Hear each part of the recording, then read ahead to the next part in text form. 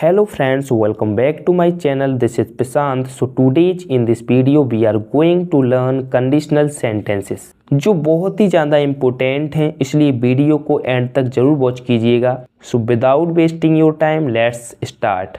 जिन वाक्यों में शर्त पाई जाए, क्या पाई जाए? शर्त, उन्हें कंडीशनल सेंटेंसेस कहा जाता है। क्या कहा जाता है? Conditional sentences. ऐसे वाक्य यदि या अगर से आरंभ होते हैं। किससे आरंभ होते हैं इस तरह के वाक्य? यदि से आरंभ होंगे या फिर अगर से।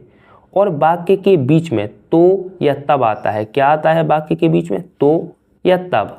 Rule number first, future tense की शर्त के लिए जिस भाग में अगर या यदि आए उसको सिंपल प्रेजेंट में लाते हैं और दूसरे को सिंपल फ्यूचर में। फॉर एग्जाम्पल, अगर वह आएगा तो मैं उसे अपना कलम दूंगा।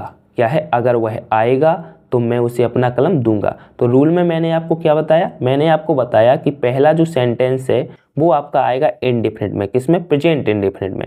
एंड दूसरा वाला सेंटेंस वो आएगा आपका फ्यूचर में। Is it clear? यस। तो दोस्तों इसकी इंग्लिश क्या बनेगी? If he comes comma I shall give him my pen. Is it clear? Yes. If he comes, I shall give him my pen. Okay? Yes. Friends इसी का second example देखिए। अगर मैं तुम्हारे गांव जाऊंगा तो मैं तुम्हारे पिता से मिलूंगा। क्या है? अगर मैं तुम्हारे गांव जाऊंगा तो मैं तुम्हारे पिता से मिलूंगा। तो पहला वाला किस में बनेगा? ये प्रेजेंट इंडेफिनिट में, और दूसरा वाला फ्यूचर इंडेफिनिट में। ओके? यस। तो क्या बनेगा? If I go to your village, if I go to your village comma I shall see your father, I shall see your father। तो कैसे बोलेंगे हम इसे? If I go to your village, I shall see your father। Okay? Yes. Rule number second, if के साथ clause में will या shall नहीं लगाते हैं। क्या नहीं लगाते हैं? will या shall। किसके साथ में? if के साथ में। रूल नंबर थर्ड, if के बाद तो की अंग्रेजी देन नहीं लगाते हैं, केवल कॉमा लगा देते हैं। Okay? Rule number fourth, should का अर्थ if ही होता है। क्या होता है शुड का अर्थ? if। Okay? Rule number fifth, वर्तमान काल यानी कि प्रेजेंट टेंस की शर्त प्रकट करने के लिए अनुवाद करते समय प्रेजेंट टेंस का ही प्रयोग करते हैं। Is it clear? Yes. For example, अगर तुम असफल हो जाओ तो तुम्हें फिर कोशिश करनी चाहिए। If you fail comma you must try again. क्या बोलेंगे? If you fail comma you must try again. Okay? या हम कह सकते हैं शुड यू फेल। यहाँ पर शुड का अर्थ क्या होगा? इफ़। क्या होगा? यदि। Okay? So should you fail comma you must try again, you must try again. Next example देखिए इसी का, यदि तुम कमजोर हो तो तुम्हें अधिक पढ़ना चाहिए। क्या है? यदि तुम कमजोर हो तो तुम्हें अधिक पढ़ना चाहिए। If you are weak, if you are weak comma you should read more, if you are weak comma you should read more. Okay? Yes. Rule number six, जब कंडीशनल क्लॉज से काल्पनिक शर्त प्रकट करनी है तो उस क्लॉज में एक वचनकर्ता के साथ प्लूरल वर्ब का ही प्रयोग होता है। फॉर एग्जाम्पल, यदि वह वहाँ होता तो उसे इनाम मिलता।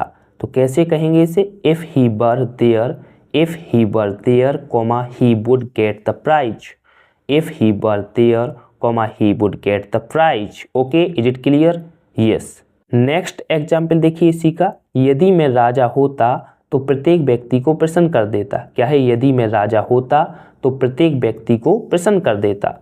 If I were a king, कैसे बनेगा? If I were a king comma I would make everybody happy, if I were a king comma I would make everybody happy. Rule number seventh, past tense की शर्त के लिए इफ़ वाले वाक्य में पास्ट परफेक्ट टेंस अर्थात हैड और वर्ब की थर्ड फॉर्म का प्रयोग होता है और दूसरे भाग में वुड हैव के साथ वर्ब की थर्ड फॉर्म लगाते हैं। इफ के स्थान पर हैड का भी प्रयोग होता है। फॉर एग्जाम्पल, यदि मोहन कठिन परिश्रम करता तो पास हो जाता। तो कैसे बनेगा ये? If Mohan had worked hard comma he would have passed. क्या बनेगा? If Mohan had worked hard comma he would have passed. और हम दूसरे तरीके से कैसे बनाएंगे इसे? Had Mohan worked hard, had Mohan worked hard comma he would have passed. कैसे कहेंगे?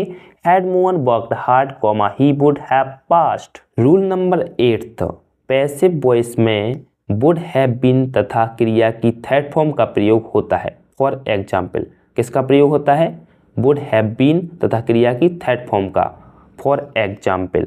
यदि सरदार पटेल का देहांत ना होता तो कश्मीर समस्या हल हो जाती। क्या है, यदि सरदार पटेल का देहांत ना होता तो कश्मीर समस्या हल हो जाती। If Sardar Patel had not died Kashmir problem would have been solved. क्या कहेंगे, if Sardar Patel had not died Kashmir problem would have been solved. तो दोस्तों ये थी आज की वीडियो। ये वीडियो आपको पसंद आई हो तो वीडियो को लाइक जरूर कीजिएगा और यदि आप चैनल पर नए हैं तो चैनल को सब्सक्राइब जरूर कीजिएगा। आज के लिए बस इतना ही। कल मिलते हैं नए अंदाज में किसी नए टॉपिक के साथ। तब तक के लिए गुड बाय।